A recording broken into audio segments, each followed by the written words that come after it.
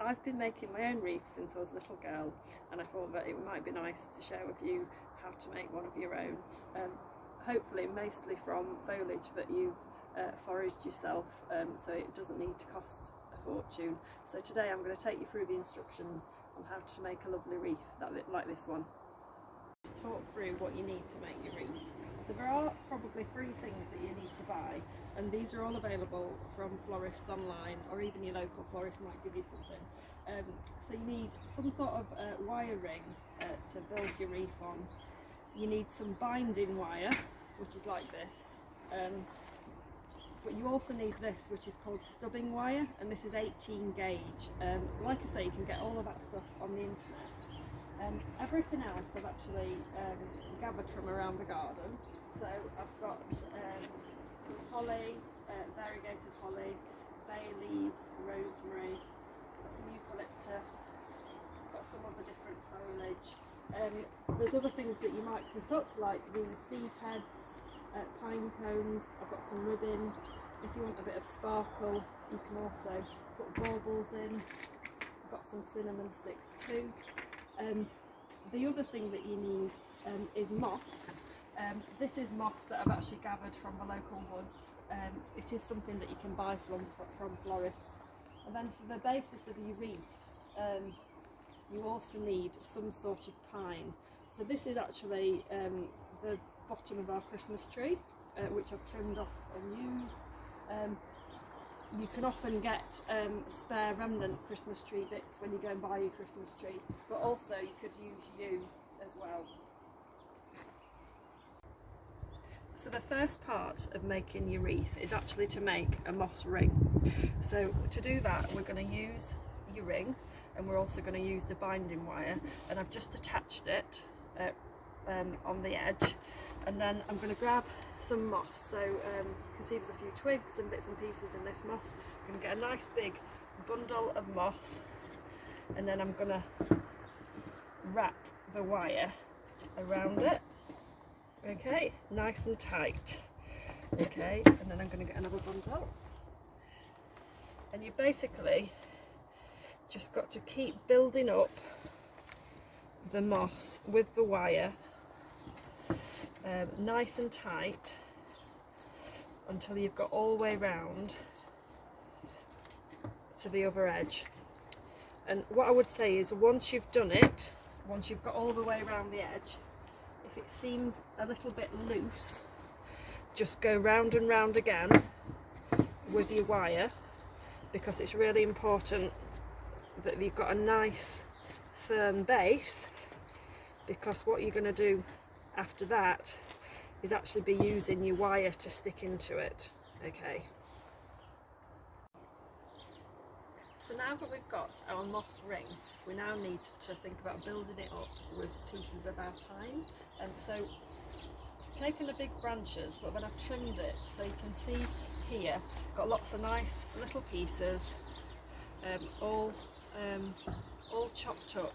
And the idea is that we need to wire them so that we can put them in.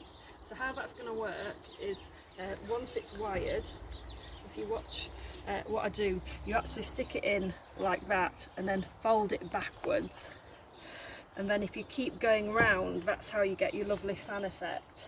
So the key thing here is that you've got to get the wires in nice and tight, so it's easy to stick them in.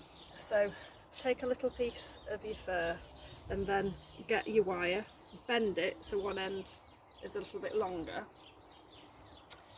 okay, and then hold it like that, and then you're gonna wrap it round so you've got 2 nice sticky ends to stick in. You are going to need probably about 30 of these, so I'm going to show you that again. So you bend your wire, and then you pick up your piece of your fur, and then you wind it round, okay, so it should feel nice and tight for you to secure into the moss. So you've made a nice big pile of your wired furs, so next we're going to build up our ring. So you can see I've got my 2 spikes there, and all you're doing is putting them into the moss and then bending them back so you feel that wire bend. So you want all of your ferns facing the same way, and that's how you make that lovely fan effect. Don't worry if you're worried that some are a little bit loose. At the end you can always add a little bit extra wire, but the idea is we're just going to keep going around, building it up in order to then make the wreath shape, and then we'll be able to add additional foliage and pine cones and things. So you can see, but by wiring it like this you're getting a really nice shape. So I'm just going to keep going round. You should feel as the wire goes in nice, and you bend it back, it bends in and it's nice and secure, so that should feel really stable. So this is your completed wreath base, so now it's just ready to add extra foliage and also your decorations.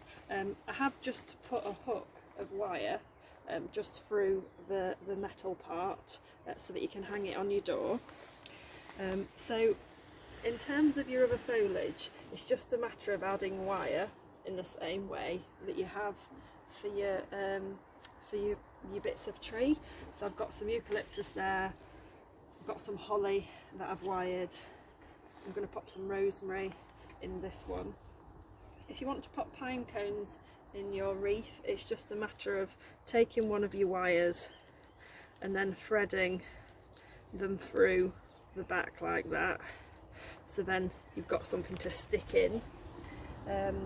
If you want to add cinnamon sticks, just tie them up with a little bit of string and then thread a wire around, so you've got your two sticks again. And then if you want to add a bit of sparkle and you've got some spare baubles, you can see I used these last year, you just need to put a wire through the baubles and then I'll thread another wire through in order to connect them. So how you will organise your other foliage is entirely up to you.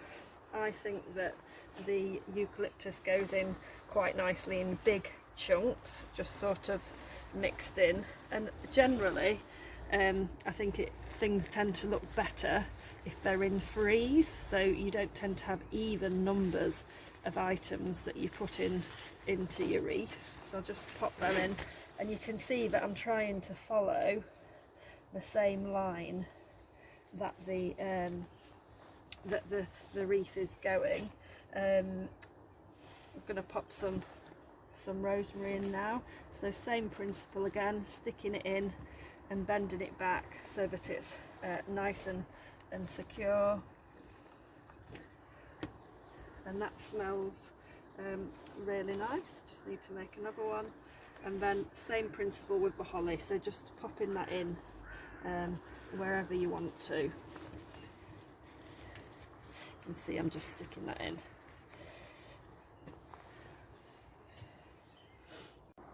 All that's left to do once you've finished your wreath is hang it on the door.